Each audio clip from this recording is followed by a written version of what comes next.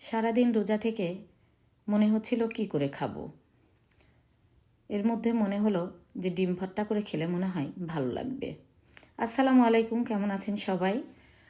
আমি ডিম ভর্তা করার জন্য 5টা ডিম সিদ্ধ করে নিয়েছি।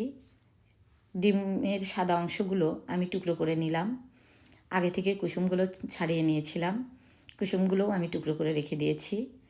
এরপরে আমি মরিচগুলো সুন্দরভাবে লবণ দিয়ে ডলে নিলাম। ডলে নেওয়ার পরে পেঁয়াজ কেটে রেখেছিলাম, পেঁয়াজগুলোও ডলে নিলাম। এরপর সরিষার তেল দিয়ে দিলাম পেঁয়াজের মধ্যে। দিয়ে এখন আমি টুকরো করা সাদা অংশগুলো পেঁয়াজের মধ্যে দিয়ে দিলাম, দিয়ে আলতোভাবে মেখে নিলাম।